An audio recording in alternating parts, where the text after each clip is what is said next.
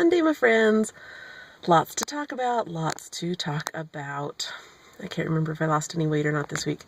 I wrote it down, but I didn't pay any attention. Yes, I am finishing up my orbit tomorrow. So I'm glad about that. And as a celebration, I'm going to try to make a shout-out video for some of my other orbit friends, my little mommies, and the other guys that I'm orbiting with. So that'll be good. It's going to be kind of a low-budget thing. I wanted to try to download some footage from them and do it all fancy and stuff, but I think it's going to be me filming my computer, showing a little bit of what they're doing, and then just linking their channels below, which is fine. It's fine. Mama's busy. She doesn't have time for hours of editing.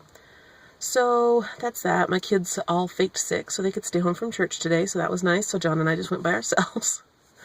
I don't know. They were out picking rocks yesterday, and it's been really dusty, and I'm starting to get a little congested from, general March crappiness, and little Ella's tummy hurt, so I'm like, you know what? You guys can stay home, and you can keep the baby, so that'll be good. And then when we were there, one of the talks was kind of about even encouraging your kids, or, kind of making your kids do stuff that they don't want to do just to, because you know it's right. And anyway, so that was that. So I got chastised there by one of the speakers, even though she didn't even know that I'd let my kids play hooky from church. So that was good.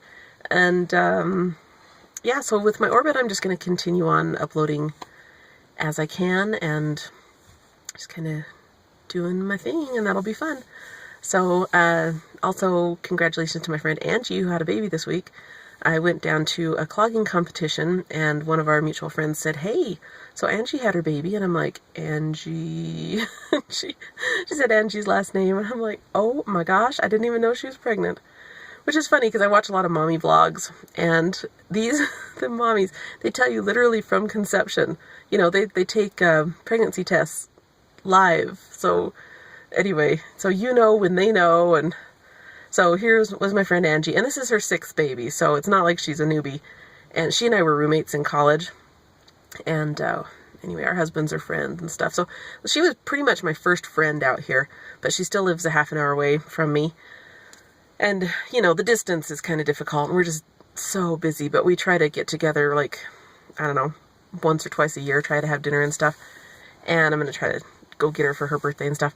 But anyway, she was only 33.5 weeks pregnant, which is not enough. That's like 7+ weeks, or 7 months. So she needed a lot longer. And she's had preemie babies in the past. You'd think after the first one they would decide not to have any more, because he was only 28 weeks when he was born, and it was just a really difficult thing. And this was 16 years ago, when babies that were 28 weeks didn't necessarily make it.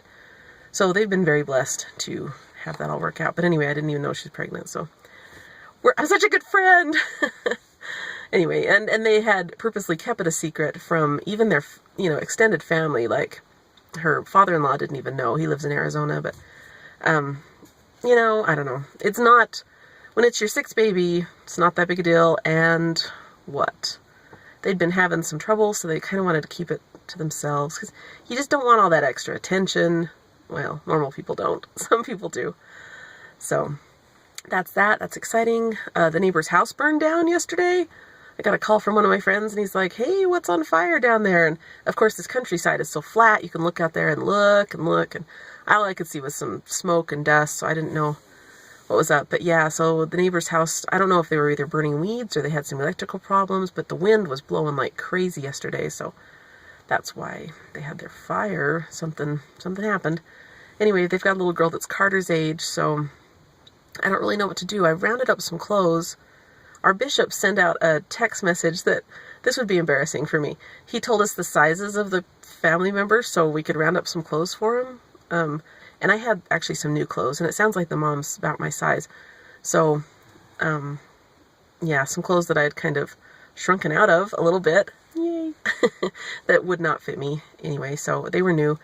So I put those in a box, and some things that Rennie had grown out of, and I don't know, and I thought maybe I'd try to get them a little bit of money so they could buy some stuff. I don't know, just bad things happen all the time, and you just hope and pray that it's not you next, I guess, and just do what you can to help those who are going through stuff. So Anyway, that's that. I had a whole list of things I wanted to talk about, and I can't remember what all they were, so... with my weight, this is a kind of a funny analogy, but I feel like when John's grandpa passed away, they found he had a 5-gallon bucket of change in his bedroom. Can you imagine? I mean, you have like a little change jar, you know, and it holds probably like 2 pounds worth of change, and it's a pretty good sized jar. And a 5-gallon bucket of change? You couldn't even lift that thing. Anyway, so I can only imagine what change was on the bottom of the bucket. You know, maybe stuff from like the 40s, you know, turn of the century money? I don't know. Anyway, and then up higher, you'd probably have newer change.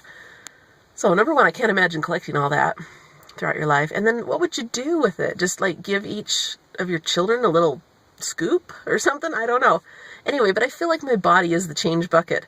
And I just keep losing this little top layer all the time. You know, a couple pounds up, a couple pounds down, half and half. Anyway. So, but I'm trying to make some more positive changes. I walked to my 13th power pole yesterday, and it was so windy and gross. I think that's causing me some congestion today, but that was good. And Barney got the cat. There's been a dead cat down there at power pole 10, and Barney picked him up and brought him halfway home, and I'm like, Barney, put that cat down. Number one, it's like 2 months old, and anyway. There's a lot of gross things on the farm. As you'll find out in a couple of days, because I did an entire video of just gross things. So look forward to that. That'll be fun. That'll come out on Tuesday or something. Anyway, what else? I think we're getting about, yeah, that's about all I can think of.